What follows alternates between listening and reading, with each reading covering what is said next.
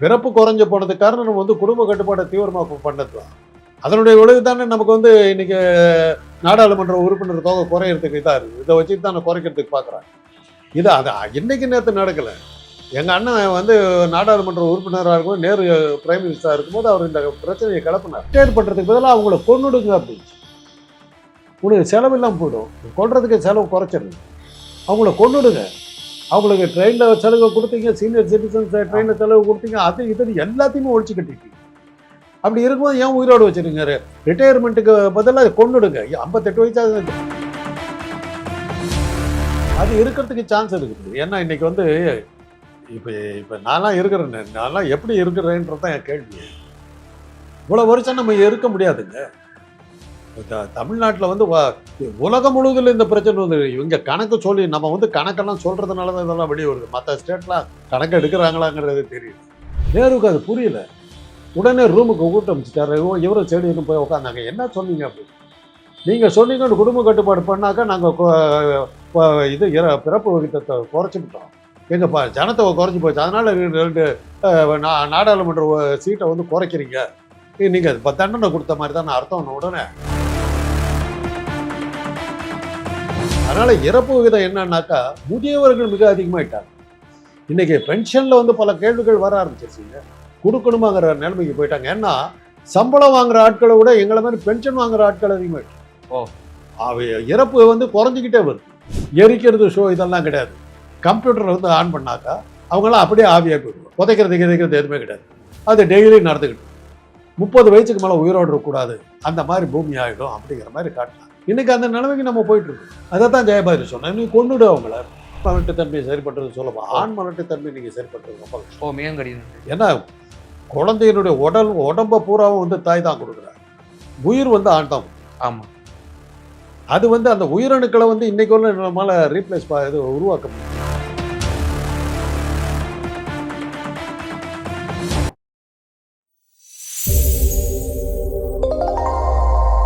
Sir வணக்கம்.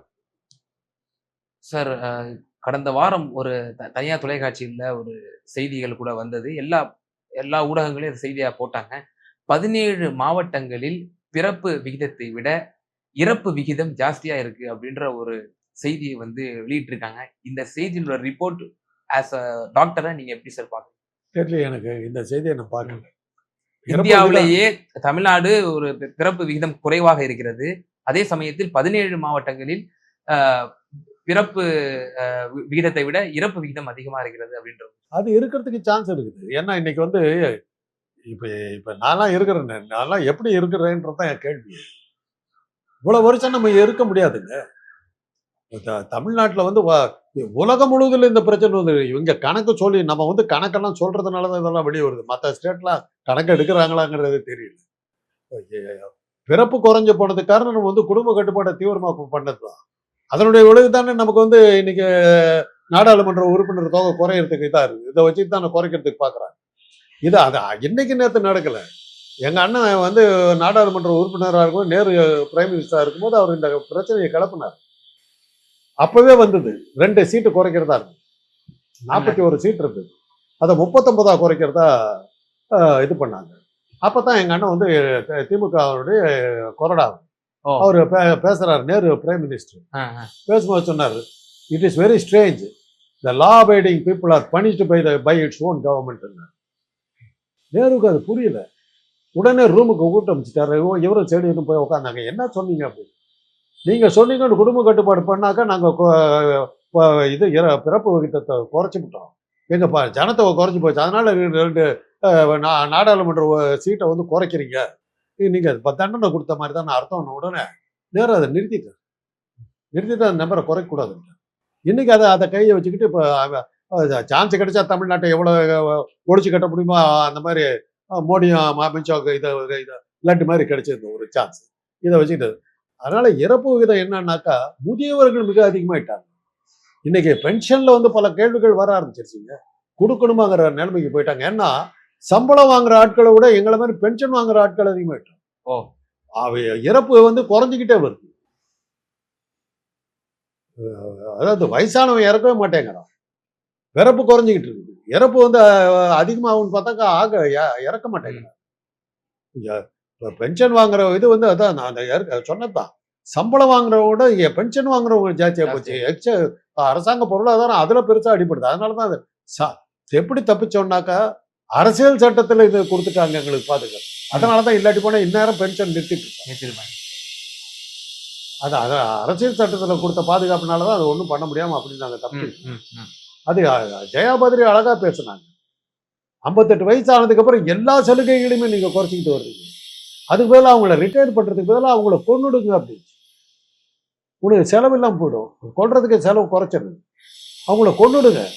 அவங்களுக்கு ட்ரெயினில் செலவு கொடுத்தீங்க, சீனியர் சிட்டிசன்ஸ் ட்ரெயினில் செலவு கொடுத்தீங்க, அது இது எல்லாத்தையுமே ஒழிச்சு கட்டிட்டீங்க. அப்படி இருக்கும்போது ஏன் உயிரோடு வச்சிருங்க? ரிட்டையர்மெண்ட்டுக்கு பதிலாக கொன்னுடுங்க. 58 வயசாக அது அந்த காலத்தில் ஒரு படம் வந்தது, லோகான்ஸ் ரன்னு ஒரு படம். அதில் அது மாதிரி தான் காட்டுவாங்க. 30 வயசு வரலாம் தான் உயிரோடு இருக்கலாம் அந்த காலத்தில். இது வந்து 80களில் வந்த படம். 29 வயசு ஆன உடனே 30வது வயசு வரும். 29 வயசு ஆன உடனே அவங்களுக்கெல்லாம் ரெட்டில் வந்து ஒரு அங்கி கொடுத்துருவாங்க, கவுன் மாதிரி. ஒரு வருஷம் தான் உயிரோடு இருக்கலாம். அந்த 30 வயசு ஆனவங்களெல்லாம் ஒரு ஸ்டேடியத்தில் கொண்டு போய் வச்சு எரிக்கிறது, ஷோ இதெல்லாம் கிடையாது. கம்ப்யூட்டர் வந்து ஆன் பண்ணாக்கா அவங்களாம் அப்படியே ஆவியாக போயிடுவாங்க. புதைக்கிறது எதுவுமே கிடையாது. அது டெய்லி நடந்துக்கிட்டு 30 வயசுக்கு மேலே உயிரோடு இருக்கக்கூடாது, அந்த மாதிரி பூமி ஆகிடும் அப்படிங்கிற மாதிரி காட்டலாம். இன்னைக்கு அந்த நிலைமைக்கு நம்ம போயிட்டு இருக்கோம். அதை தான் ஜெயபாதிரி சொன்னேன், நீ கொண்டுடு அவங்கள. அது மாதிரி உலகம் முழுவதும் இந்த பிரச்சனை வந்துருக்கு. இன்னைக்கு ஏன் அமெரிக்கா வந்து அவ்வளோ கடுமையான நடவடிக்கை? அவங்களுக்கு வருமானம் நின்று போச்சு, உற்பத்தி இல்லை. வேலை கொடுக்கறதுக்கு வேலை வாய்ப்பு இது பண்ணாக்க தொழிற்சாலைகள் இல்லை, இளைஞர்கள் இருந்துகிட்டு இருக்காங்க. இப்போ இருக்கிற இளைஞருக்கு வேலை கொடுக்க முடியல. அது வெளிநாட்டில் வந்தவங்கன்னா துரத்துறாங்க. அதனால தான் எல்லாத்தையும் வெளியேற்றோம். அமெரிக்க பொருளாதாரமே உழுந்துகிட்டு இருக்கும்போது நம்ம எங்கே போகிறோம்? கம்யூனிசம் ஃபெயிலியர் ஆகிடுச்சு, கேபிட்டலிசம் தான் பெட்டர்னு சொல்லி நம்ம போயிட்டுருக்கோம். முதலாளி இதுவும் போயிட்டு இருக்குது. இன்றைக்கி பல இதெல்லாம் அரசுடைமையாக்கப்பட்ட பல தொழில்களை வந்து தனியார்கிட்ட கொடுக்குறாங்க. பாருங்கள், ஏர் இந்தியாவை கொண்டு போய் மறுபடியும் டாட்டா கிட்ட கொடுக்குறாங்க. டாட்டா தான் ஏர் இந்தியா ஆரம்பித்தார். அவர்கிட்ட இருந்து நாட்டு உடைமையாக்கணும். அதை மோடியை வந்து திருப்பி தனியார்கிட்ட கொடுத்தாரு. தனியார்கிட்ட கொடுத்தாக்க அன்ஸ்கில்டு லேபரர்ஸுக்கு எப்படி வேலை கொடுப்பீங்க? அவங்கள என்ன பண்ணுவீங்க? இதுக்கெல்லாம் என்ன ஸ்கீம் வச்சுருக்கீங்க?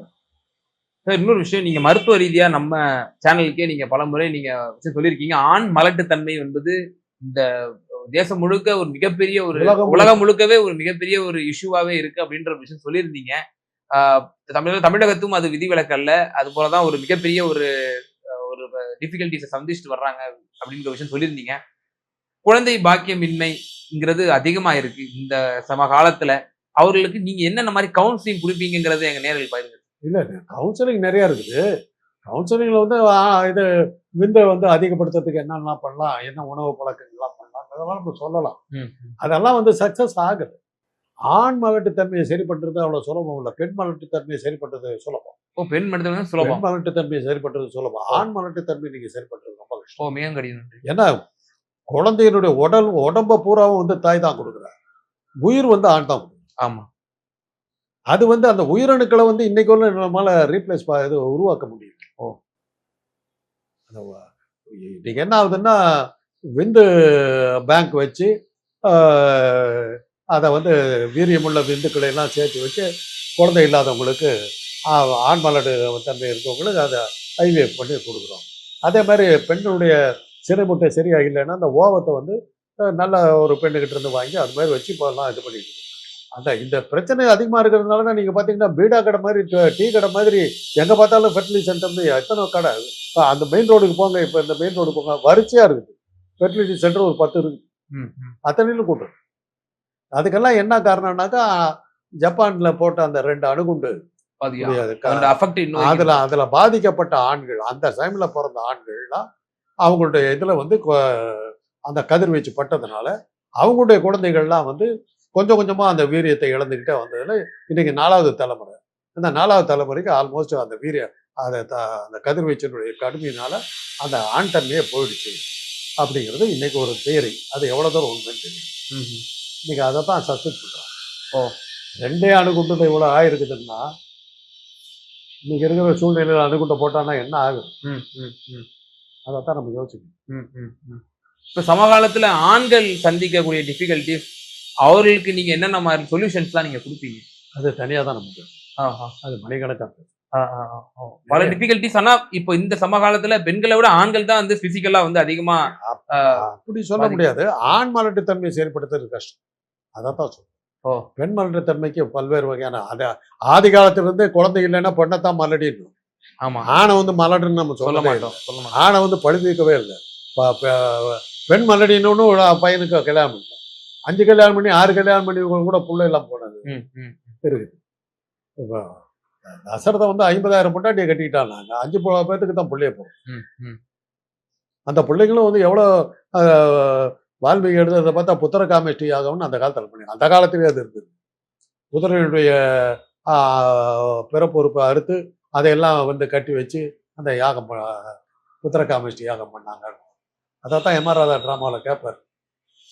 ஏயா எங்கள் அம்மாவெல்லாம் புள்ள பேக்கிறதுக்கு அவ்வளோ கஷ்டப்பட்ட போது இந்த மாதிரி தற்ப புள்ள போட்டு ஒரு பிள்ளைய குழந்தை குட்டியை 11 மாத்திரம் தான் பிறக்கிறான் சீதைக்கு. குசன் வந்து வால்மீகி வந்து தற்ப புள்ள போட்டு இது பண்ணுற வசீச்சர் பண்ணுறார். அதில் தான் பிறக்கிறான். பிறந்தபோது எங்கள் அம்மாவெல்லாம் புள்ள இல்லாத போது நீ இவ்வளோலாம் பண்ணி அன்னைக்கு தற்ப புள்ள போட்டு கொடுத்தா நாங்கள் சொல்லவும் பிறந்திருப்பேன். இந்த மாதிரி அந்த காலத்துல இது உண்டு. பெண்களை தான் மலடிகளாக சொல்லும், ஆண்களுக்கு நம்ம அதை சொல்லவே இல்லை. கிருஷ்ணனை எடுத்துங்களேன், 50,000 கோபியர்கள், அப்புறம் பொண்டாட்டின்னு ருக்மிணி பாமா, அப்புறம் ஒரு வப்பாட்டின்னு ஒரு ராதா, இவ்வளவு பேர் இருந்துக்கிட்டு பிள்ளை இல்லையே. இவ்வளவு இருக்குது இல்லை. ஆண்மலட்டு தன்மை அந்த காலத்திலே சொல்லியிருக்கு. அதே சமயத்தில் அவங்க இதை அந்த புராணங்களை அப்படியே எடுத்துக்க முடியாது. ஆணு சேர்ந்தா குழந்தை பிறக்குங்கிற கதையெல்லாம் வரும். அதெல்லாம் அது இயற்கைக்கு அப்பாற்பட்ட கற்பனைகள்ல கற்பனைகள். டிரான்ஜெண்டர்ஸ் குழந்தை பிறக்கலாம். ஐயப்பன் அந்த மாதிரி தான். தமிழ் வருஷ பிறப்பு அந்த பிரபு சுக்லங்கிறதெல்லாம் நாரதருக்கும் விஷ்ணுவுக்கு பிறந்த குழந்தைங்களுக்கு தான் அந்த பேரெல்லாம் வச்சாங்கிறதால இதெல்லாம் இருக்குது. இதெல்லாம் கற்பனைக்கு அப்பாற்பட்டது. இன்னைக்கு வந்து இன்னைக்கு வந்து மலட்டுத்தன்மையை சரி பண்றதுக்கு நிறைய வைத்தியங்கள், ஆண் மலட்டுத்தன்மை எல்லாத்துக்கும் வைத்தியம். அதாவது கொஞ்சம் டிஃபிகல்ட்னு சொல்றீங்க. இல்ல டிஃபிகல்ட்னாக்கா வந்து செலவு ஜாஸ்தியாகும். ஓ டிஃபிகல்ட்டிங்கிறது செலவு தான். ஒரு குழந்தைய பெக்கிறதுக்கு நீங்க 10-15 லட்சம் செலவு. அப்பா. ஆனா ரெண்டாவது குழந்தை இல்லைன்னு வருத்தப்படுறவன் சொத்து இருக்கவன் தான் வருத்தப்படுவான். இல்லாதவன் ஆள விட்டுட்டு போயிடுவான். ரெண்டு ஆளுது செலவு பண்ணீங்கன்னா இன்னைக்கு குழந்தை இல்லைங்கிற பிரச்சனையை தீர்க்கறதுக்கு நிறைய வழிகள். அதாவது இப்போ மலட்டுத்தன்மை, ஆண் மலட்டுத்தன்மை இப்போ டிஃபிகல்டிஸ்லாம் சொன்னீங்க. அது வந்து இயல்பிலேயே வரக்கூடியதா அல்லது ஒரு ஏஜ் லிமிட்டுக்கு மேல வந்து வரக்கூடியதாங்கிற கேள்வி இருக்கு. சர்க்கரை வியாதி எல்லாம் இருக்குது, நீரிழிவு நோய்கள் இருக்குது, பிளட் ப்ரெஷர் இருக்குது. அதுலாம் ஆண் தன்மை. அதாவது இயல்பிலேயே இது விந்துக்கள் சக்தி இல்லாம. ஓ விந்துக்கள் இருக்கும், உயிரணு இருக்கும், ஆனா அது பலம் வாய்ந்த இது செத்து போயிடும். அதனால தான் கவுண்ட் கொடுக்கும்போது சொல்லுவாங்க 1,70,000 இருக்குது, டெட் வந்து 60% டெட் அப்படின்னா அது பிரயோஜனம். என்ன கேள்வினா சார், இப்போ உள்ள சமகாலத்துல சில மருத்துவர்கள் பேசி நான் கேட்டிருக்கிறேன். இப்போ உள்ள இளைஞர்கள் எல்லாம் வந்து சீக்கிரமா கல்யாணம் முடிச்சுக்கங்க, 20-22 வயசுல கூட கல்யாணம் முடிச்சுக்கங்க. முன்ன மாதிரி 28, 30, 32 அப்படிலாம் நீங்க தள்ளி போடாதீங்க உங்களுடைய மேரேஜ் அப்படின்ற ஒரு இது சொல்றாங்க இல்லையா? இப்ப இதுவும் ஒரு காரணமா? வயது கூட கூட இப்ப ஈஸியான சீக்கிரமா மலட்டுத்தன்மை பெண்ணுக்கு எப்படி 35-40ல தங்களுடைய மாதவிடாய் காலம் நின்றுதோ அவங்களுக்கு, அது போல ஆண்களுக்கும் வந்து இந்த மாதிரி அவங்களுடைய செமனுடைய பவர் வந்து குறைஞ்சிருது. பவர் குறையுதுன்னு சொல்ல முடியாது. ஏங்க மொத்தமாவே அவனால உடம்பு இழைச்சு போகுது, அப்புறம் இது மாத்திரம் எப்படி இருக்கு? இதுக்கு கண்ணு தெரியல காது தெரியலன்னும் போது செக்ஸ் வச்சு கணக்கு அவன் எங்க தேடிக்கிட்டா போவான். மொத்தமாக உழுது போயிட்டான், அவ்வளவுதான். உடல் தளர்ச்சி அடையுது. அதனால தளர்ச்சி அடையும் போது அதனால உடலுறவு கொள்ள முடியும். உடலுறவு கொள்ள முடியாது. எல்லாமே வந்து வலுவிழந்து போகும்போது விந்துக்கள் உயிரணுக்களும் வலுவிழந்து போகும். அந்த காலத்துல வந்து அந்த 1,70,000 இருந்தா தான் குழந்தைய உருவாக்க முடியும். இன்னைக்கு அப்படி இல்லை. ஒரே ஒரு உயிரினம் இருந்தா போதும் குழந்தைய உருவாக்கி.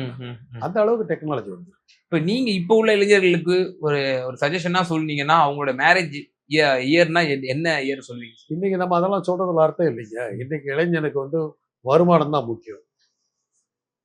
பெண்கள் ஆண்கள் 2 பேரும் சமமா சம்பாதிக்க ஆரம்பிச்சிட்டாங்க. சம்பாதிக்க ஆரம்பிச்ச போது ஒரு பெண் வந்து தனக்கு கணவனா வர்றவன் வந்து சம்பாதிக்கிறதுக்கு யோகிதை இருக்குதான்னு பாக்குறான். முதல்ல அதை உருவாக்குனாதான் நீங்க உங்களுக்கு திருமணமே நடக்கும்.